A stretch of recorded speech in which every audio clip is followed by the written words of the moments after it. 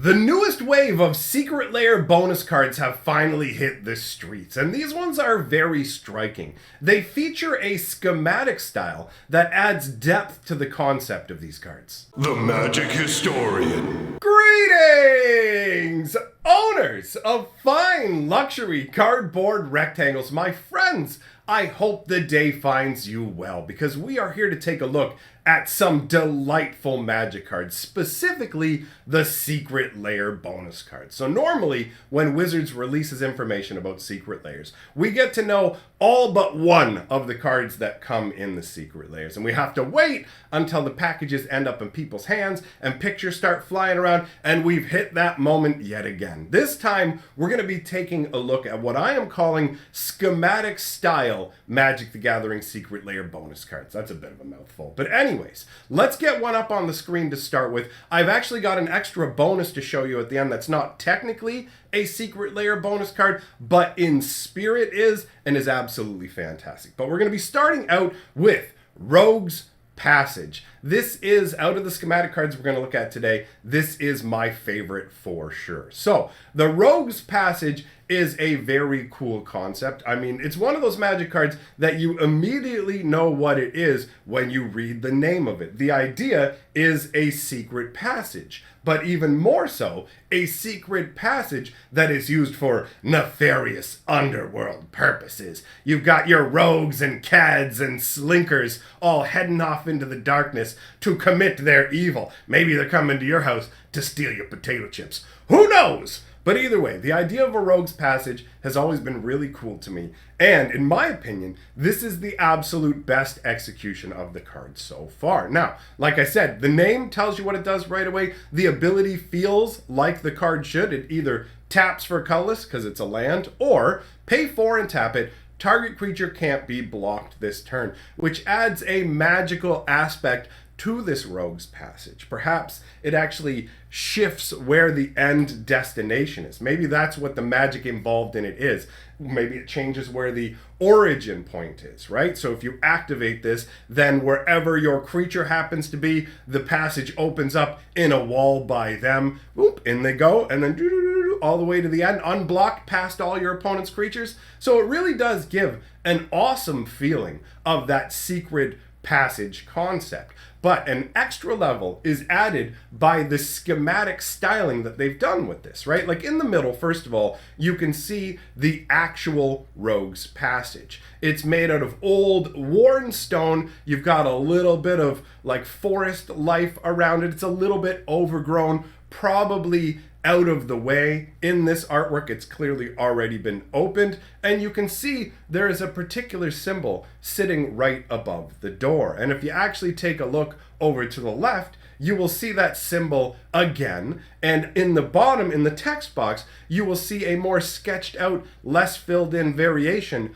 of that same symbol. So this is basically the original design concept for these Rogue's Passages, because you're going to expect that more than likely this was made by an organization that creates a number of these different passages. So they have to have symbols to let you know, right? It's the kind of thing, it's a very bland, pretty much nondescript symbol. It doesn't look really impressive like a stylized dragon or something really intense that a lord would have. It has that sort of easy trail marking kind of vibe to it. You might see it out on a wooden trail carved into a tree or something to let you know you're on the right path. It's got that simplistic kind of vibe that would be easily overlooked by people who weren't aware of what it was. They wouldn't be like, okay, you know what, this clearly must be where a secret entrance is. So that's nestled above the door. And if you take a look in the upper left-hand part of this artwork, it looks like what's detailed there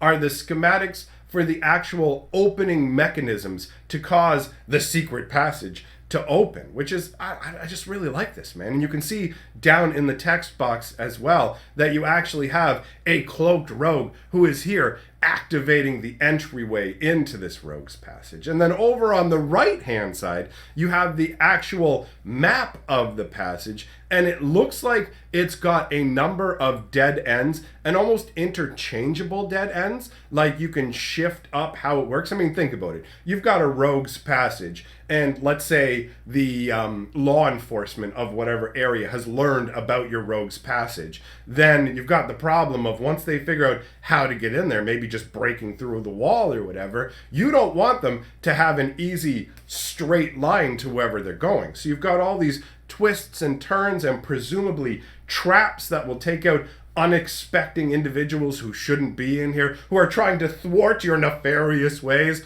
I really like the idea of a magically shifting passageway with all these twists and turns. And, you know, the rogues that know it well are just kind of, boom, zipping through. They know exactly where to go. The rogues that don't know it well, but are supposed to be there, have these like hastily scrawled little maps that they're following through, trying to quickly move through the passage. And people who don't know about it, aren't supposed to be in there, they're the ones bumbling around into whatever traps are waiting. So the flavor level on this is 1,000 for me. I absolutely love this concept. It's got that sort of Da Vinci style vibe, you know, where it's like you have these sketches of concepts, but I like the fact that you have not only the sketched out parts of the concept, but it all coming together. They actually did something similar to this all the way back in Visions with the Chimera creatures. They had like little sketches in the background as well, which I find little details like that are fantastic because they add to your experience, but they're not necessary. So for the people who don't really want to pay attention to it, meh, all right. And for the people who really want to dig down deep and pull every little drop of flavor and eat it right up, that's me. I love, this is now my absolute favorite Rogue's Passage. This would be the variation that I would deem to be cube worthy. And it's not even the only schematic card we have to take a look at today. We also have the Panharmonicon, which is a little bit more of an odd beast. The Rogue's Passage is a very direct concept. When you look at the name and you look at the ability, you look at the artwork, everything ties together perfectly. Panharmonicon, your brain just goes, wait, what even is that? It does have the word harmonic in it, which does lend towards a musical concept, obviously. And when you take a look at the artwork, it definitely looks like somebody went crazy with super glue and nails, slapping all the instruments together to make their own one-man band, right? But when you look at the ability of the card, it says, if an artifact or creature entering the battlefield causes a triggered ability of a permanent you control to trigger, that ability triggers an additional time.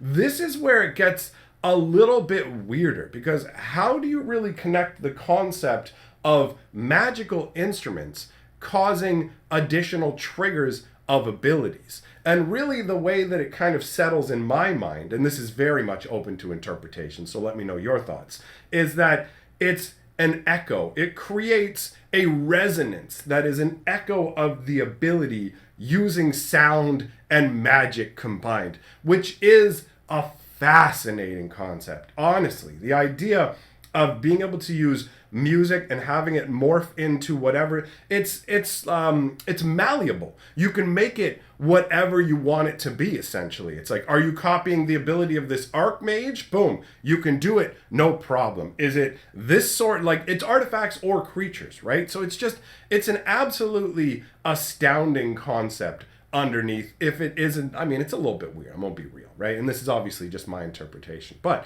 turning to the artwork, you can see in the middle you have the Panharmonicon, which looks like they took kind of like a tuba in the middle at the top for the mouth part, and then below it, it kind of has the vibes of a violin body. Coming off the sides, you have multiple harps as well. And when you take a look at the schematic artwork, you can see on the sides there are the different instruments, the angling they would be placed on, right? Imagine what sort of mad mage inventor it would take to create this. This to me really feeds the imagination as a planeswalker. Because when I look at Magic cards, a lot of the time what I do is I view it through the prism of I'm a planeswalker traveling the multiverse. I've encountered a new plane of existence, and I'm exploring it to find out what sort of wild beasts and powerful artifacts I can add to my arsenal.